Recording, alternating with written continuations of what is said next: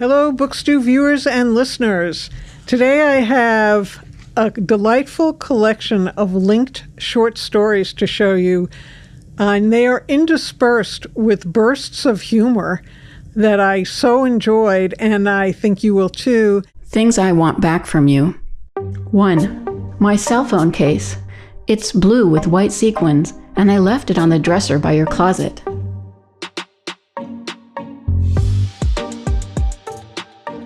2. My instant dog bath washcloths. Niffy is stinky, and I think it's bothering her, and it's definitely bothering me.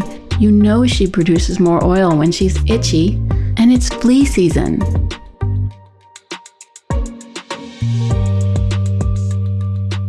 8.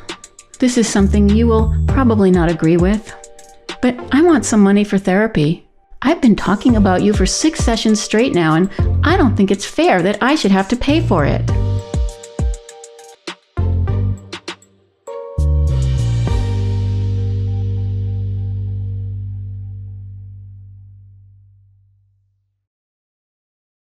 And so I want you to meet Elizabeth Stix, who is talking to us from the West Coast. Welcome, Elizabeth. Thank you. Good morning here.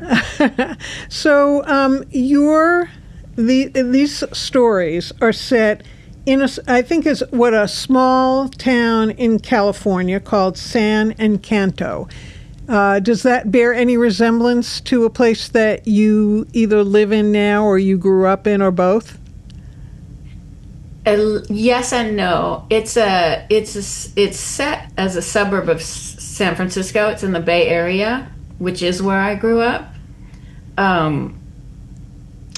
I figure it's across the Golden Gate Bridge up in Outer Marin, is in my mind where it is. The reason that it's a fictional town is because, all of this, I should say, all of the stories are standalone stories, but they are linked. The characters all live on the same cul-de-sac. They all live in the same town, on the same street, in this fictional place. And they sort of go to each other's houses, and they go into each other's stories and in and out of each other's lives over the course of about 50 years in the collection. And some of the stories are grounded in realism, and then some of the stories have some magical things that happen, some surreal things, some things that couldn't happen in a real town. So I didn't want to set it in like Napa or San Rafael or something, because in San Rafael, your husband, if he's sort of oppressive, he can't turn into a blimp and follow you in the sky and come crashing down on you and smash you into the sidewalk. But in San Encanto, maybe the rules are different. So I made up a town that was a Bay Area, Northern California town, but it was an invented place where who knows what can happen in San Encanto. And also, your mother can't turn into like a carbuncle on your neck, which was probably the most disturbing story, but I'm still laughing about it as I remember it. So one trait in the book that really struck me was your use of what I call listicles, and I call them listicles because I think that's what BuzzFeed calls them, and they're basically lists of that reflect things people find interesting that may not be universally interesting, and that you may not even know you needed until you read it somewhere. And so a listicle is right. Okay. It's basically a list of related things, and I think when you're making a point and you have 7 items on your listicle, it to me each item in I think there are 5 or 6 in the book just got funnier and funnier as they went along. So I love the format because this is interspersed with just like regular narrative fiction. I love how they pop in at various places. And I also wanted to show the viewers and listeners, which I will hopefully with a better graphic, this little map that you mentioned that your husband drew. Now, if I had written a book that had 3 families in it, what I might have done would have included a cast of characters. But you didn't. Yeah. You chose a map, which, visually, I think is much more present. And as I read it, I would kind of go back and look at the houses, the clubs, the places you were describing. Why did you decide on a map? Or how did you decide on a map? My agent told me to. Really? Seriously? Yeah.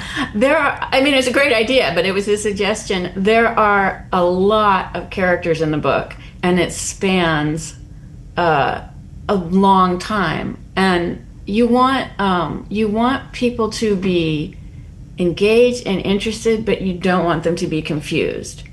So it's just annoying if you're like, wait, who is that character?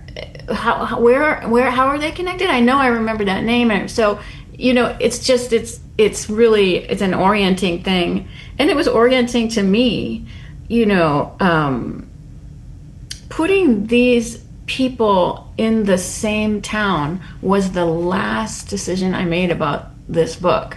It was the last thing I did, because I had the stories, it didn't start out as a linked collection. It started out as standalone stories, and then over time I realized that they really felt like they were the same people at different pockets of time in their lives. And then in another revision I did make them, I made them the same people moving through time, but it still didn't feel anchored. And then when I decided to put them in this magical town, that's when everything fell into place, and I could tell which characters' arcs were unfinished and where there were gaps, and that's where I was able to finally give the book itself an overall spine. And so it was really tied to the place. I thought about a family tree, but I think once we had the map, I thought we didn't need it. I agree. I think there have been many books where I have thought, and probably never confronted authors specifically with, how could you not put a cast of characters in the beginning? Especially, the most annoying thing to me is to have 2 main characters, like one is Jean and one is Joan and one is John. So if it starts with the same letter and it's that makes me crazy. And a lot of writers do it, and I don't know why. But yours, the names were all different. To me, they are, being Jewish, they are all Jewish last names. The first character you start out with is Spirit Rosenblatt. And so as soon as I saw that, I'm like, okay, this is my kinfolks here. This is going to be at least some of these people are going to be my kinfolks. And so what I'd like you to ask you to do to clarify everything we've been talking about is to do a short reading, basically of one of the listicles that's in the form of a note. And I'm going to have you read a few short excerpt, and also I want to show off the beautiful picture of the chicken that your husband also did. So, if you wouldn't mind, why don't you start us off with "While I Am Away." Sure. I'll say this is Spirit Rosenblatt. Spirit only appears in letters. That's her only. She's sort of what I think is tent post of the book. She appears in 4 stories, and she appears in the first story of each section. The first is a breakup letter. The second is a house-sitting note as she's about to go to a life coaching seminar. And then the third one is it's called Your Feedback is Important, and it's her evaluation form that she writes after she finishes the life coaching seminar. She appears as a character in somebody else's story that is not in list format. And I will promise I will start reading it, but One of the things that I liked about putting her in letters is that she is very earnest, very optimistic, but just about coming apart at the seams at any given moment. She's really holding it together. And I thought that forcing her to stay within the rigid parameters of a list or a house sitter's note, she really strains against those constraints. And then usually at the end of the story, she'll start to break through. She just can't be contained by these lists. So that's one of the reasons why I like lists for this particular character, because she reveals herself despite really, really trying not to. So just the first couple of pages of this. It's called While I Am Away. Dear Addison, thank you so much for dog sitting Niffy while I am at the Rebirthing a New You Life Coaching Conference. It's such a relief to me that you can come on short notice. What a coup that your dad is having bypass surgery, so you're in town to visit from Chicago. It makes me a bit nervous to go away without meeting you face to face, but your Craigslist ad in temporary housing sought says that you are an animal lover, and I have a good feeling about this. Here are a few bits of information that will help you on your stay. Food. Niffy gets 2 scoops of Dr. Falangen's organic venison kibble every day at 5 p.m. She is also accustomed to eating the last bite of whatever you are having and licking the plate when you are done. You don't have to do this, but if you don't do it, please give her extra affection at the end of the meal, because she will probably be upset. You can stroke her head and along her muzzle and talk to her while you do this, and it should calm her down. If this doesn't work, you can open up a chamomile tea bag and sprinkle it onto some warm rice with plain yogurt or a mushed up banana. This will relax her. Or you can just let her lick your plate. Street food. She is not allowed to eat any food she finds on the street, and she knows this.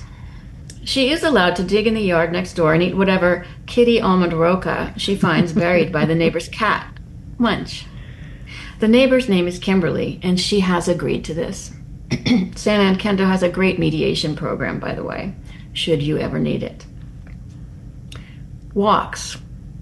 Niff Niff gets 2 walks a day, one at 11 a.m. and one at 3 p.m.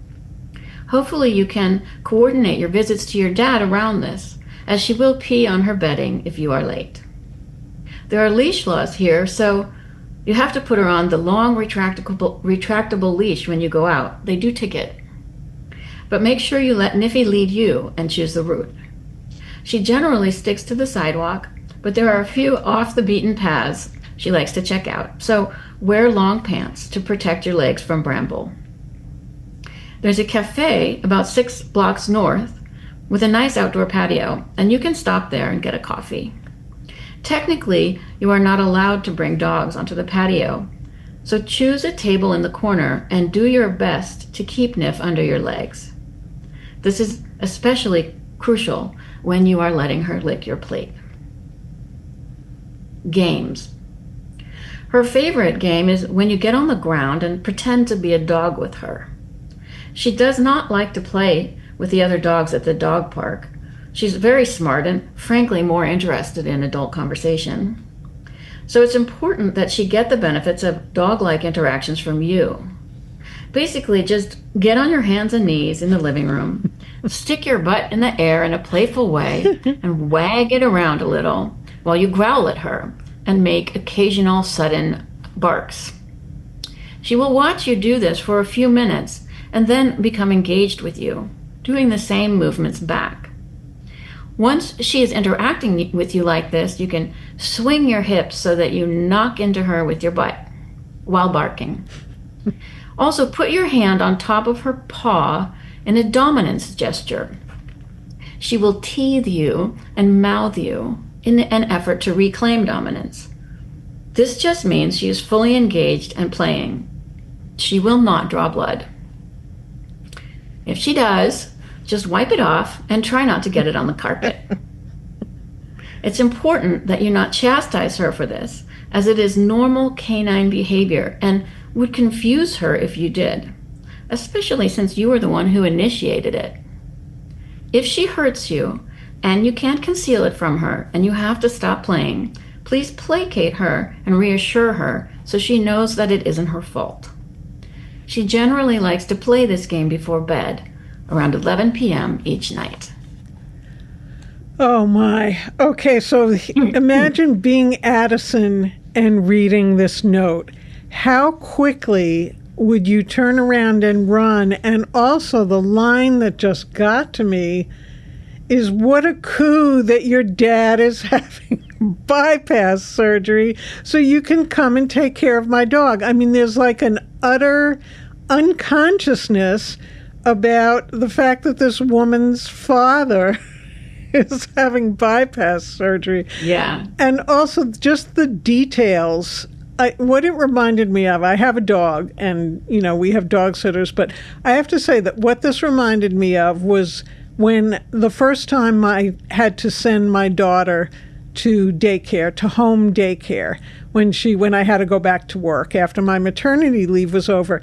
And I gave the poor woman who was doing the daycare a list of 17 and a half pages on yellow legal pad on both sides saying, at 4:02, Julia will do that. And it just went on. And luckily I kept it. And now I look at it, I've shown it to my daughter, and we both howl because, this woman is a daycare provider. She has certainly dealt with children before. Just give me the kid. And, she has other kids. Who has time? But that's what this reminded me of. And I have to tell the viewers and readers it goes on from here. So this is just she ends up offering to, it's just the beginning of the instructions. Go stay with Addison to make them even Steven, or, she's happy to visit her dad in the hospital for her, and she just keeps encroaching and encroaching and encroaching. What Spirit wants more than anything, and I think, in fact, what unites all of the characters in the book is that what Spirit wants more than anything is connection. She wants connection. She wants to feel connection with her neighbors who can't stand her, and with Addison, and with everyone she meets. She's trying to form human connection. And I think that's what everybody in the book is trying to do, but they're also flawed and weak and insecure and fearful, just like everybody is, that they get in their own way. And the only thing that's stopping them from feeling this connection that they so desperately want is their own, is themselves, is their own failure. So I find that very poignant, to have the thing that you want so close and within reach, but you're just going to screw it up. And, none of them really find this within their own families either. There's a pair of boys who live next door to each other. They are best friends. There's Ollie and Max, right? And when the book starts, they're younger and they're really completely into magic, doing magic tricks. They're obsessed, and their sisters are rolling their eyes, think it's ridiculous. And the parents have mixed feelings about it. And as the book goes along, they reach a point where they're adolescents, and one of the mothers keeps saying, "Well, we're having a party. You'll do your magic tricks, right?" And her son is like, "No, Mom, that was a kid thing. I did that when I was so young. Don't bug me about it." And then towards the end of the book, you find out that he's basically almost a professional magician, and also that his best friend ran off with a girl that he was interested in. So the tie-togethers and the progression, and really the inability of these families to kind of bond together as families it's very touching, because everybody's trying, but they're all too kind of idiosyncratic to reach out of their own weirdness. And to accept everyone else's weirdnesses too. Right. So I as you develop the characters, like, did you think about aging them through as you identified the characters you wanted to focus on? Well, sure, yeah. Once they appeared, I wanted everybody in the story to have their own arc. So I did want to know what happens with Ollie and what happens with his sister. That story that you're talking about where the mom, when they're sort of teenagers, and the mom wants them to do tricks at a party, that was actually the last story I wrote because it appears in the middle of the book. But I realized I didn't have a story where everybody was together in the same room. And I wanted that. I wanted everybody to be together in one story, so I had to have a party so they could all be in the same house. So they're all in the same house. And I also had a story in the beginning where the parents are married, the Zingers, and I had a story at the end where they were divorced, not married, not together. But I never had that moment of separation. I never had the moment where the marriage fell apart. So I felt like that was missing too. So I put that moment. So the reason I wrote that last story was to get everybody in the same room and for the reader to be able to see what happened, how they went from being a married family to a divorced family. So then the stories you certainly, like, I always wondered about this when it's kind of linked short stories, even though I can understand how you don't necessarily want to use that definition.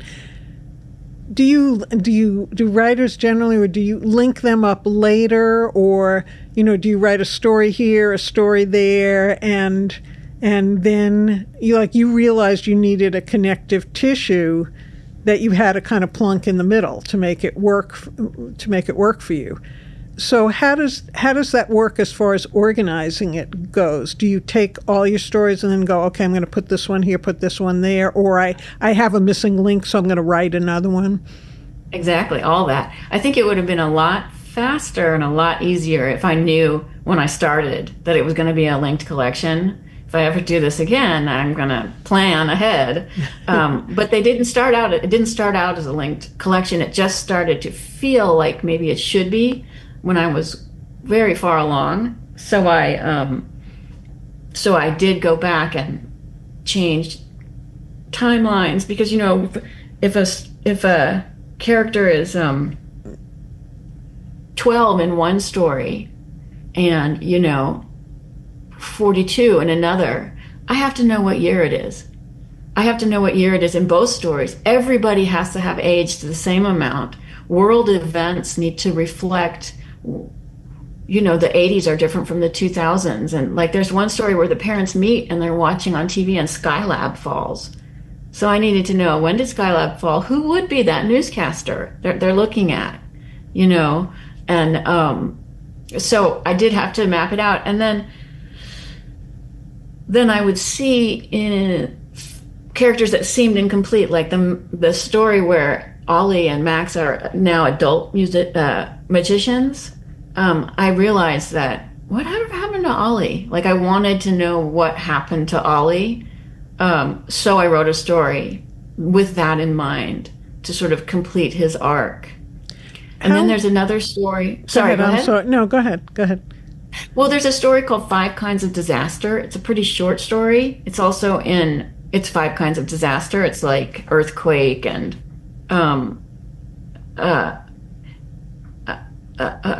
each segment is a disaster, and that story was in large part to wrap up 5 different characters' storylines.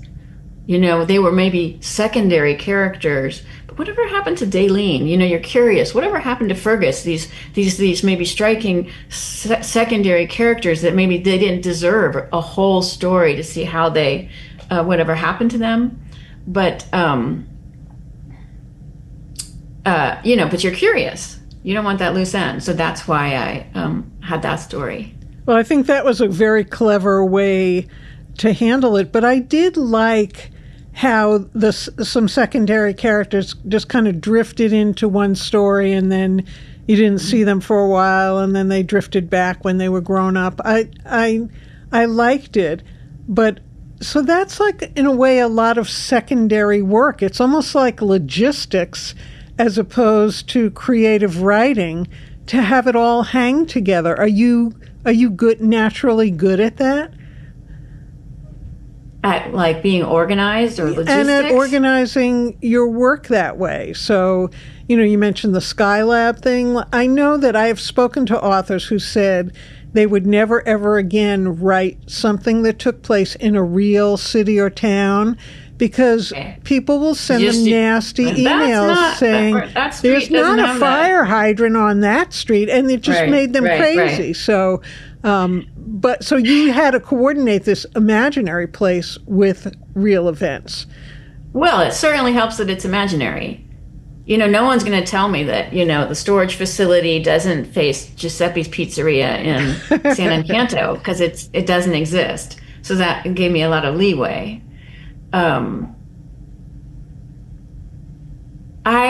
There's a couple of different ways that I write stories. There's a few different ways. Sometimes a story will just start with a voice, and I'll try and I'll let that voice, in a perfect world, let that voice propel me into whatever story they want to say. That's how Alice, the story about the little girl, that's not how Alice started actually, but sometimes a story will start with just the first line and it'll just sort of roll from there. The party story, Party at the End of the World, where they were all, that was a story that I wrote to serve a function. So I planned that story out much more than typical. I had outlines and I knew I wanted different characters in it and I wanted different things to happen and I knew how I wanted it to start and I knew how I wanted it to end. And most of the time when I start a story, I don't know how it's going to end. You want the story to sort of tell you what's going to happen. But, I think you can see behind me, I'm working on a novel now. And there's the map. Because I can't hold a novel in my head all at once. I can hold a 5 or 12 page story. My stories are kind of short. They tend to be on the short side. I can hold a story in my head all at once, basically. The whole universe, you can contain it and write it. But the longer and more complicated it gets, you need to get it out of your head and get it on paper so you don't go crazy trying to remember everything. Well, that saved me from having to ask you what you're working on next, so we can see from the little glimpse that we got that you're working on a novel. How is that going? Well, so when I was done with this, Things I Won Back From You, there was still a character that I was interested in. I just wasn't done. And that's Spirit Rosenblatt, the one who writes the letters. So she's the protagonist of the novel. She's in a completely new setting, and it's actually a cozy comic, literary cozy mystery. Oh. So she goes into a senior living facility to teach a life coaching support group, an enrichment group, and of course, there's a murder. So she has to solve it. So that's just fun. I just wasn't done with her, and so I decided to put her in this totally new setting and keep going with her. Well, I think that's great, because I know I have spoken to writers also who have been really engaged with a character but couldn't get them to move the way with any satisfaction to either the character or the author, and they stuck them away in what I think of as the IKEA dresser, the one with the one drawer that sticks. So it's really good to see that you're looks like happily working away on Spirit's next adventure. But just to close, since we're almost out of time, I wanted to read a couple of lines from the book that so amused me and struck me, and I loved your reading, and of course that gives you a great idea of Spirit, but these I think give a good idea of your your sense of humor and just kind of how you strike. It's a gentle strike, but you get right.